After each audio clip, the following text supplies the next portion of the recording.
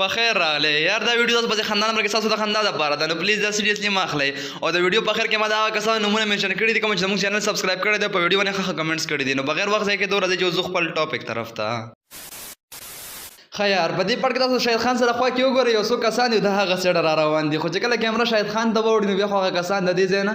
غایب شي او یار دې غلطۍ ته لږ په غور سره وګورئ کله چې د کسان ولګي نو دوی په کچه روډ کې ولاړ دي په دوی باندې نور لګي مطلب د هر یو سړي سوری جوړ دی او چې کله کیمره شاهد خان ملګرو ته راوړي نو دوی خو په پوخ روډ باندې روان دي او په هغې نور لګېدو په دوی نور هم نه لګي مطلب ټول په دوو قدمو کې دي په یو نور لګي په بل نور هم نه لګي او بیا چې کله دوی مړه شي نو دوه خو په د کچه روډ کې راسملي دوه په پوړو کې وغځوي یو بره په پل باندې مړ شي او دا یو چې کله ولي نو دې سره خوا کې هېڅوک هم نه وي خو چې کله دا راپرېوځي نو چې کوم اخوا دې خو مړه شوي هغه هم ورته راشي خوا کې ورسره سملي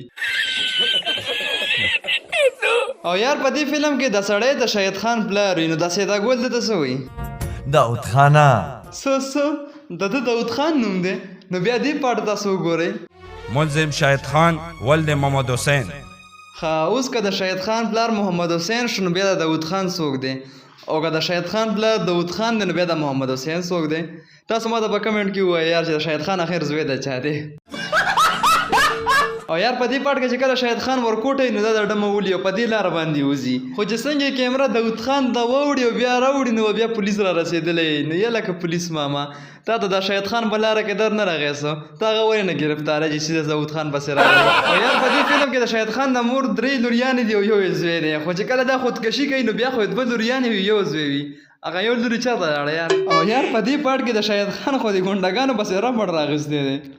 او په دې ربړ باندې د دې ګونډګانو دومره وینه ویستې ده وا یار او یار د جیکټ سره خو د شهید خان د ښکاري لکه د داود شاه سره چې ګیره ښکارېده او د ګولۍ د لګېدو سره د خلکو کمیز دننه زور کوي د بار زور کوي وا یار او یار د ډاکټرۍ سبق مونږ هم ویلی دی خو دا هم پکې نه دی اورېدلی چې یو سړی په خېټه باندې سوک وخوري او د هغه اواز روان شي همدغه رنګ شهید خان هم دی وروره په دې پاټ کې دا ګونګې وي خو چې څنګه په دې خېټه باندې یو 2 سوکان وخوري که نه اټومیټیک یې اواز روان شي یا خلکه قیامت به راځي او که به نه راځي چې یو ګونګام خبرې شروع کې او یار په دې پاټ کې د شهید خان مور شهید خان ته څه وایي د تقدیر فیصلې نه خو مور بدلولی شي نه پلار او نه ستا غونته کې رور ګوره ترور خبره خو دې بالکل ټیک وکړه چې تقدیر فیصلې څوک نشي بدلولی خو چې کله د شهید خان پلار نه معمولي غوندې کې غلطي وشو جیل ته لاړلو نو دا هم د تقدیر فیصله وه نو بیا دا تا ولې نه معاف کولو او یار په دې پاټ کې تاسو وګورئ چې دا پاڼې د خزلې په دې سایډ باندې روانې دي مطلب هوا په دې سایډ ده خو چې څنګه د کیمرې انګل بدل شي نو بیا خو په دې سایډ باندې شي او په همدې پاټ کې دلته تاسو وګورئ دلته کې یو ټیبل شانته کې پروت دی خو چې څنګه د کیمرې انګل بدل شي نو بیا خو هغه ټیبل له دې ځای نه غایب شي او یار اوس چې کوم کسان زموږ چینل سبسکرایب کړی دی په ویډیو باندې ښه کمنټس کړي دي په هغې کې یو شاهینه ده خانجان دی رومان خان دی محمد رفیق دی ارشد قریشي دی او کوهاټ واینز ولدي نو چې کوم ملګري رانه پاتې شو بخښنه غواړم او په دې ویډیو باندې ښه کمنټس وکړئ د بلې ویډیو پر ځان ډېر خیال وساتئ د لوی الله په امان